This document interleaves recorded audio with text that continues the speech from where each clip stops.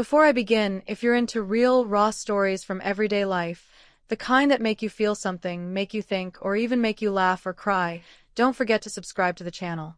Hit that bell so you never miss a story like this one. Now, let me tell you about the day everything changed with one unexpected phone call. It was a Thursday afternoon, just like any other. I was wrapping up emails at my desk, sipping on lukewarm coffee, and already mentally checking out, excited for the weekend. The office was unusually quiet, and I remember thinking how peaceful everything felt. Little did I know, that calm was about to be shattered. At exactly 3:47 p.m., my phone rang. It was my manager's name on the screen. My stomach immediately twisted. She rarely called. We usually communicated over email or Slack. Something about it felt off. I answered with a nervous, "Hello." And then came the sentence that would echo in my head for days. "Hey, just wanted to let you know you don't need to come in tomorrow, because you're being let go." I froze. I didn't even respond at first. Just silence. My breath caught in my throat. I thought I misheard her. I asked her to repeat herself, thinking maybe she meant someone else, or that it was some kind of awful joke. But no, her tone was serious, almost rehearsed. "You're being let go," she said again, calmly, like she'd practiced the line 100 times. My hands started to shake. My mind raced. What did I do wrong? Did I miss a deadline? Say the wrong thing? I had no warnings, no complaints, no write-ups, nothing. In fact, just last week, I had received positive feedback on my performance review. This made no sense. I remember stuttering something like, "Wait, why?" And she responded with the coldest line I've ever heard, "It's just a business decision." A business decision? I gave 3 years of my life to that company. Worked overtime. Skipped holidays. Helped build up a team from scratch. And now it was just business? I was blindsided. The worst part, she sounded more inconvenienced by the call than I was by the news. There was no empathy, no offer to talk in person, no explanation. Just a cold goodbye over the phone. I sat there staring at my phone even after she hung up. I didn't cry, not at first. I think I was still in shock. My thoughts were swirling, looping around the same few questions. What just happened? Why me? What am I supposed to do now? I had bills, rent, responsibilities. Being fired wasn't just about losing a job, it was like losing a part of my identity. That company had become such a huge part of my routine, my day-to-day life. It was the place where I made friends, where I grew professionally, where I felt I had purpose. And now it was just gone. Just like that. No warning. No goodbye party. Not even a proper exit interview. I kept thinking about all the little moments, the inside jokes with coworkers, the coffee runs, the brainstorming sessions that lasted for hours. All of it meant something to me. But clearly, I didn't mean that much to them. The more I thought about it, the angrier I became. I decided to call a close friend from work, someone I trusted deeply. When I told her what happened, she gasped. "Wait, what? Are you serious?" she asked. Apparently, no one else had any idea this was coming. There hadn't been any budget meetings, no performance discussions, no whispers of layoffs. I wasn't the only one in shock. She promised to call me later with more info if she heard anything. I appreciated that. But deep down, I knew there wasn't going to be some big reveal. No twist. Just a cold, calculated move from upper management. I started thinking back to the last few weeks, trying to see if I had missed any red flags. Maybe the way my manager had been more distant, or how a few projects had been reassigned without much explanation. But nothing that screamed, "You're about to be fired." It felt like one of those moments where your life splits into a before and an after. I opened my laptop, almost instinctively, and saw that I was already locked out of the company email. My Slack account was disabled. It was like I had been digitally erased. My name, my face, my presence, gone. Just like that. The speed of it was jarring. I had colleagues I hadn't even said goodbye to. There were files I hadn't saved, contacts I still needed. Everything was gone in a click. That's when I broke down. The tears came all at once. Ugly, uncontrollable sobs. I wasn't just grieving a job. I was grieving stability, security, and a version of my life I had carefully built. And the worst part was the way it ended. Without closure, without dignity, without a conversation. I curled up on my bed, hugging a pillow, and let it all out. The confusion, the pain, the anger, and underneath it all, the fear. The fear was the worst part. What would I do for money? How long would it take to find another job? Would anyone else even hire me? I started spiraling. Insecurity crept in fast, that voice in my head whispering that maybe I wasn't good enough, maybe I had failed. I hated that voice. But in that moment, it was loud. Overwhelming. I kept replaying the conversation in my mind, analyzing every word. I even tried convincing myself that maybe it was all a mistake and they'd call me back. They didn't. I stayed in that mental fog for hours. Didn't eat. Didn't move. Just stared at the ceiling, waiting for the shock to wear off. And when it finally did, I felt empty. Like someone had hit reset on my life without asking me first. I had to figure out what came next. But I didn't even know where to start. That night, I barely slept. My mind kept running in circles. I kept thinking about my coworkers, wondering if they'd find out what happened. Would they be shocked? Would they talk about me? Or would they move on like nothing had happened? I wasn't sure which was worse. I didn't want pity, but I also didn't want to be forgotten so easily. I thought about texting my team, but what would I even say? Hey, I got fired. Good luck in the next meeting. Nothing felt right. I ended up writing a long, heartfelt email that I never sent. I just needed to get the words out. It was my way of saying goodbye, even if no one would read it. I cried again while writing it, not just for the job, but for the version of myself that existed before that call. The one who thought things were finally stable. The one who believed loyalty mattered.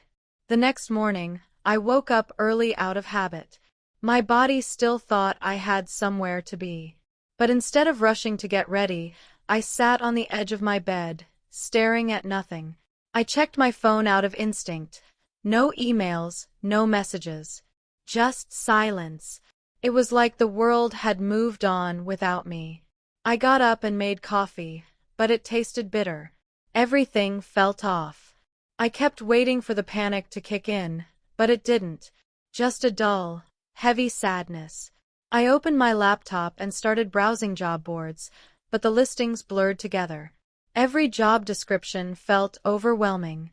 I wasn't ready yet. I closed the tab.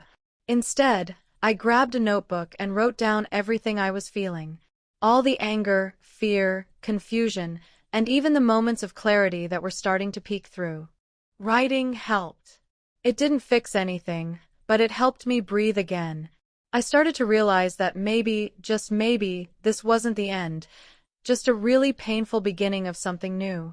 I had been stuck in that job for so long, too scared to leave, too comfortable to grow. Maybe the universe was forcing my hand. I hated that it had to happen this way. But maybe it was necessary. Still, that didn't mean I wasn't hurting. Healing doesn't happen overnight. And I knew I had a long road ahead. But I promised myself I would take it one day at a time. And maybe someday, I'd look back and see this moment not as the worst day of my life, but as the turning point. Before I go on, I want to say something to anyone watching this who's been through something similar. You're not alone. Getting fired doesn't define your worth. It doesn't erase your value. It's okay to grieve. It's okay to feel lost. But you will find your way again, even if it's slow, even if it's messy. And if this story resonates with you, if you've ever felt blindsided like I did, leave a comment below. Share your story. Let's build a space where people can talk about the hard stuff without shame. And again, if you're still here, thank you. Please consider subscribing. It really helps this channel grow and helps stories like mine reach others who need them. Over the next few days, I went through what I can only describe as emotional whiplash. One minute I felt liberated, like maybe this was a blessing in disguise. The next, I'd spiral into self-doubt, thinking I was worthless, unemployable, a failure. I'd wake up early, still conditioned by my old schedule, and then immediately be reminded that I had nowhere to go. No meetings, no deadlines, no purpose. I kept telling myself I should use this time wisely, that I should start applying to new jobs, work on my resume, be productive. But honestly, I couldn't. I was exhausted in a way I couldn't explain. Not just physically, but emotionally, mentally. I needed time to process what happened. I needed to grieve. But grieving a job isn't something people really talk about. There's no funeral, no condolences. Just awkward silence or empty motivational quotes. Everything happens for a reason. Something better is coming. I know people meant well, but sometimes I just wanted someone to say, yeah, that sucks. I started journaling more consistently, not because I'm naturally that disciplined, but because it was the only way I could make sense of the noise in my head. Writing gave me space to feel without judgment. I wrote about my anger, at the company, at my manager, at myself. I wrote about the betrayal, the humiliation, the shame. And slowly, through all that chaos, I started to uncover something I hadn't noticed before. Burnout. Deep, silent, hidden burnout. For months, maybe years, I had been running on fumes. Pushing myself to meet deadlines, say yes to everything, prove myself over and over. And somewhere along the way, I had stopped asking what I wanted. I had stopped checking in with myself. Getting fired didn't cause the burnout. It just revealed it. It forced me to look at my life and ask some very uncomfortable questions. Like, why was I clinging so tightly to a job that didn't value me? Why did I equate being busy with being worthy? Why did I stay quiet when I knew things weren't fair? The answers weren't easy, but they were important. I realized I had built my entire sense of identity around my role at work. I wasn't just a person. I was a title, a function, a performer. And without that, I felt invisible. That scared me, but it also gave me a strange kind of freedom. If I could redefine myself without that title, maybe I could finally figure out who I actually was. It was scary, but it was also empowering. So I made a decision. I wasn't going to rush into the next job just to feel secure. I needed to heal first, to rest, to reflect, to rebuild not just my career, but my confidence. Of course, that's easier said than done when bills are still coming in. Reality didn't stop just because I was having an emotional breakthrough. I had to be smart. I looked at my savings, made a strict budget, and gave myself a timeline, 3 months. 3 months to pause, breathe, and decide what I really wanted. I told myself that during this time, I wouldn't just scroll job boards out of panic. I'd apply with intention, with clarity. And if that meant saying no to roles that didn't feel aligned, even if they paid well, then so be it. It was hard. I'm not going to lie. Every time I saw someone on LinkedIn celebrating a promotion or a new role, I felt a twinge of jealousy. I wanted to be happy for them, but I also felt left behind. Like I was stuck while everyone else was moving forward. But I reminded myself, healing isn't linear. And sometimes standing still is part of the process. I started doing small things that made me feel human again. Taking long walks without checking my phone. Cooking meals instead of ordering takeout. Reading books I had abandoned halfway through. I even picked up painting, something I hadn't done since high school. It wasn't about being good at it. It was about reconnecting with parts of myself I had ignored for too long. I noticed how quiet my mind became when I was focused on a canvas. No resumes, no job titles, just color, texture, feeling. I began to understand that my value wasn't tied to productivity. I didn't need to constantly prove myself to be worthy of rest or joy. That realization hit me hard. For the first time in years, I allowed myself to simply exist without chasing something. Eventually, I started talking about my experience online, anonymously at first. I posted on forums, commented on other people's stories, and slowly began sharing pieces of my own. To my surprise, the response was overwhelming. People messaged me saying, "This happened to me too," or "Thank you for putting into words what I couldn't." I wasn't alone, and neither were they. We were all part of the same quiet army of people who had been discarded, overlooked, or burned out, and were trying to rebuild. Sharing gave me purpose. It reminded me that my story, painful as it was, had value. That maybe what I went through could help someone else feel less broken. That maybe, just maybe, being fired wasn't the worst thing, but the beginning of something honest. That's when I started thinking about new possibilities. Not just getting another job, but maybe creating something of my own. A small project. A community. A platform. I didn't have it all figured out, but I had something I hadn't felt in a long time. Curiosity. And curiosity is powerful. It's what pulls you out of the dark and into the light. It's what makes you dream again after disappointment. I started sketching out ideas. Nothing fancy, just notes and mind maps. And every time I did, I felt a little stronger. Like maybe I wasn't broken. Maybe I was just shedding an old skin.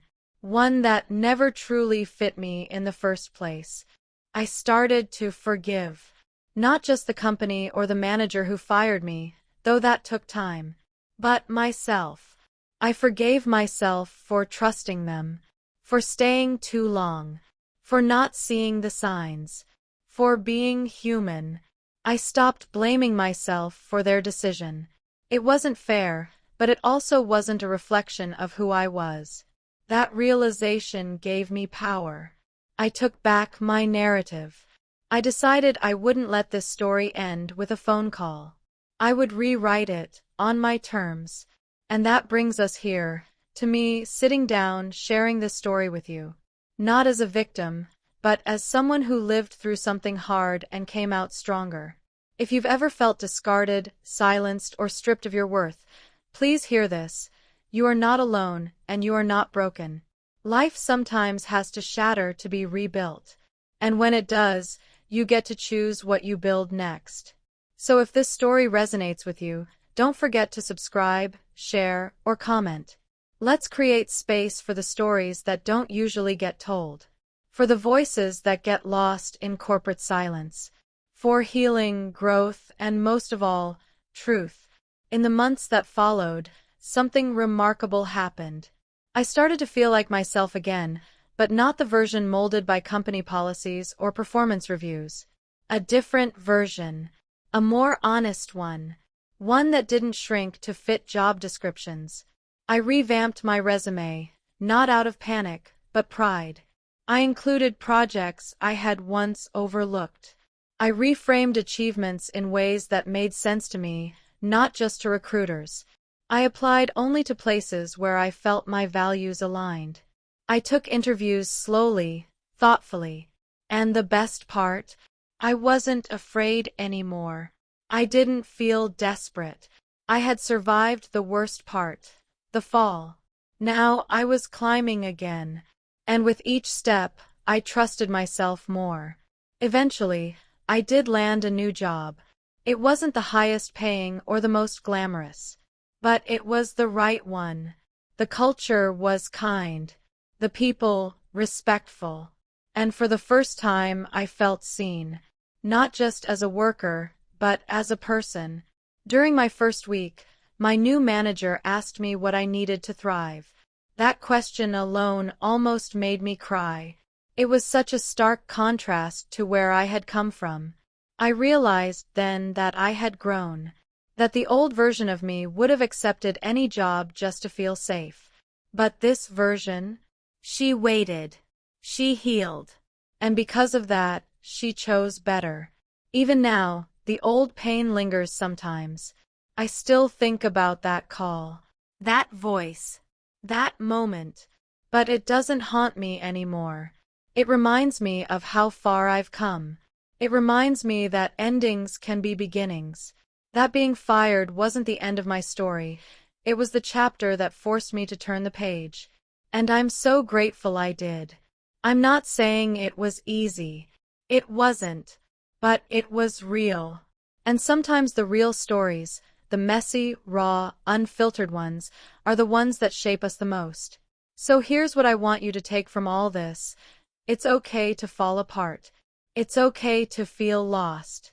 What matters is that you keep going, that you give yourself grace, that you remember your worth is never tied to your job, your productivity, or your paycheck. You are so much more than that. You are allowed to rest, to rebuild, to dream again. And if no one has told you lately, I'm proud of you. Truly. For surviving. For showing up. For still trying. That's no small thing. And lastly, if you've ever been blindsided like I was, know this, you are not alone. Thousands of people experience what we experienced. The shame doesn't belong to you. It belongs to a system that treats people as disposable. Let's change that, together. Let's keep telling our stories. Loudly. Honestly. Because silence never protected us. But truth can heal. Truth can connect. Truth can set us free.